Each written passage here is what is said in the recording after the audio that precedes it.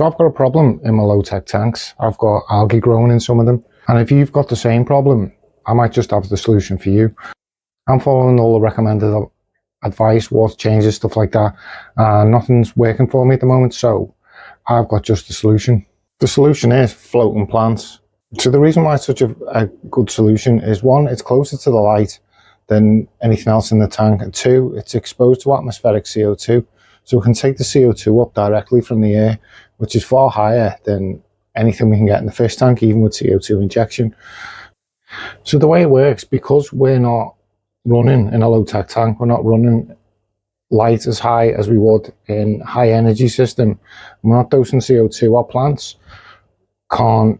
plants don't uptake nutrients as fast. So it puts algae in a situation where they're an evolutionary advantage. They've evolved to absorb nutrients out the water column. And another distinct advantage is we're limited to the plants we picked, and any sort of algae could spring up and start to compete. When we have floating plants, first, the thing, most aquatic plants we use in a low-tech tank are usually low-light plants. So they're used to growing in shaded environments. So floating plants are shading the algae, so stopping the algae getting as much light. And they're also pulling nutrients out the water at a faster rate than the algae can, because it's limited.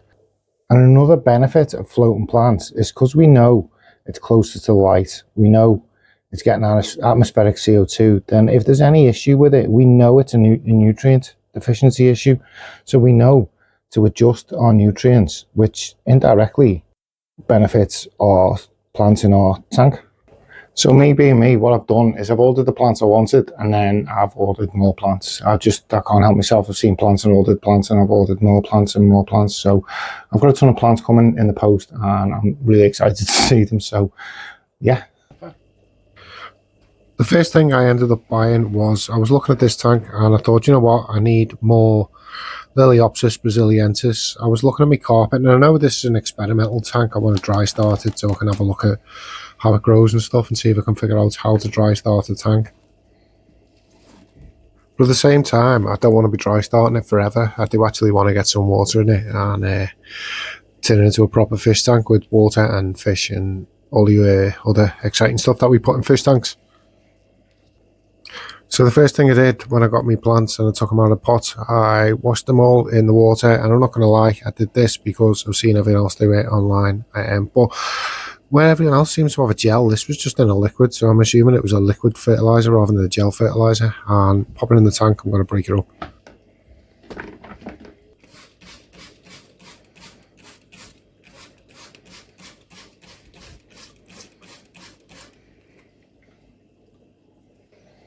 So let's get it broke up into bits now. It's a plant, as I say, I'm not really that familiar with it. I've never really kept it. In fact, I've never kept it before I planted this plant up. So I'm just like new to it, and I'm still figuring out the best way to plant it and stuff. And I don't want to break it up into two smaller clumps in case it doesn't really appreciate being in them smaller pieces. So I'm breaking it up into little clumps, and then I'm going to plant the clumps in little patches just to fill the empty space in. Because I found there was a lot of empty space in the tank, and I think if I actually got this amount of Liliopsis brasiliensis in the first place, then I probably wouldn't have had to buy a top-up lot. I think in future I'll buy a Tropica 1-2 in vitro carpet and plant pack if I ever want to try carpet and plants again, but they're not really my bag. They're usually more of a high-tech thing, or the carpet and plants rather than low-tech. I mean, I like dwarf sedge, but it's not a carpet the same as the guys who have high-tech tanks. It's not that type of carpet, is it? It's a bit of a different, it's bigger, leggier, and it still does the job. It still fills in space, doesn't it, in the tank? So there it is. I broke it up like that, and I want to plant it like that to try and get as much of the space filled up as I can. So what I've done is broken it into pieces about this big, and then I'm just going to push it down into the substrate like that.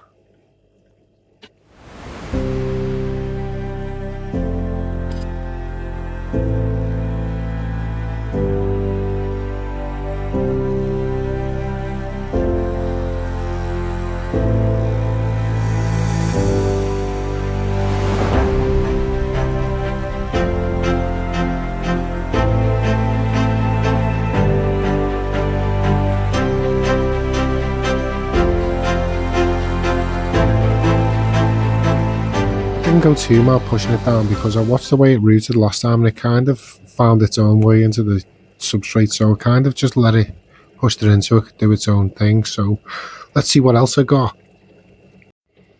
I got this pack of Elanthium Tellum. Can't say.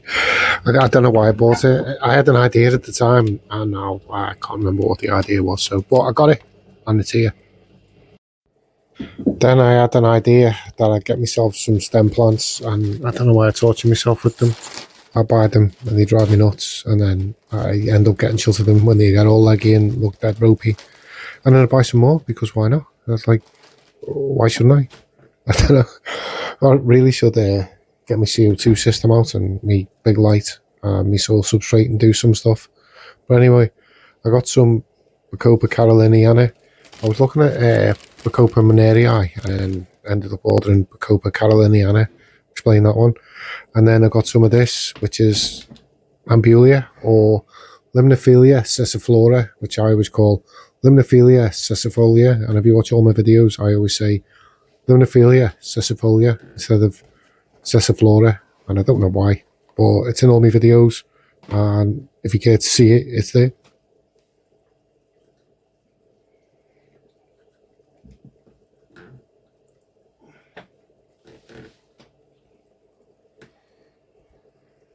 And here we are at the moment of the point of the video.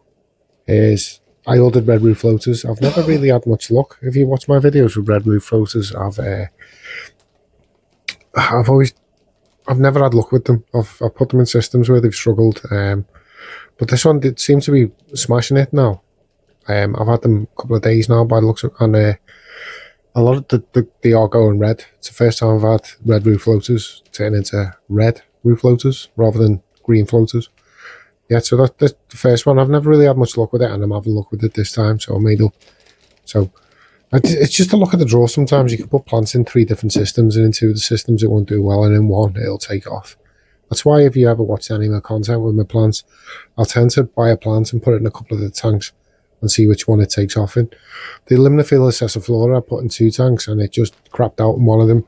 And then in the other tank, it was crapping out. And then one day it just took off and like overtook the whole tank. So there's me red roof floaters. And then my favourite, the one I always called giant duckweed, is Amazon frogbit. I love Amazon frogbit. There's something about it that really appeals to me. Don't get much in these eBay packs, do you? You know, when I ordered the Salvinia, they're an absolute bucket load.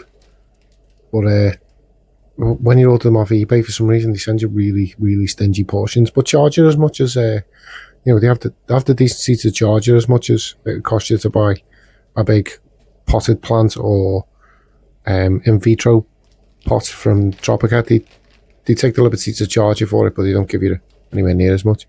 And then my last one, I've never kept this before, and it was advertised as dwarf water lettuce. Now, looking at it, doesn't look like dwarf water lettuce to me. Maybe it'll start looking a bit different as it grows in, but at the moment it doesn't look anything like the water lettuce I've kept with the big ridged leaves. Even a miniature version of that, like, it doesn't look like that to me. But let's see what it looks like when it grows in. I've never had this floating plant, so it's a new floating plant for me, so I'm happy about that. Like, you know, as I say, I've got bigger tanks, I've got CO2, I've got aquascaping supplies, I've got everything. I just never really think about scaping tanks. But if it's something you're interested in, let me know in the comment section. I just enjoy farming plants. I like getting them, growing them out.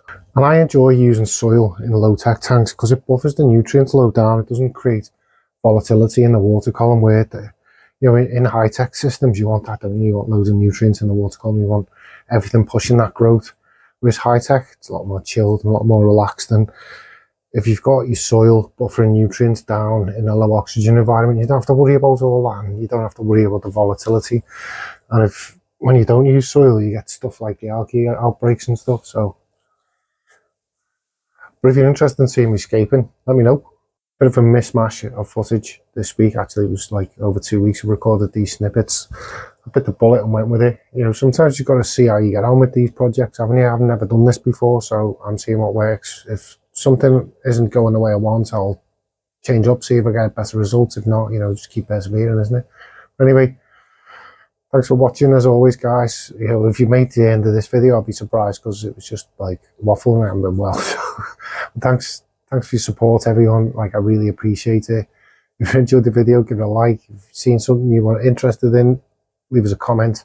You know, see more planted tank, low tech planted tank stuff, or even high tech planted tank stuff.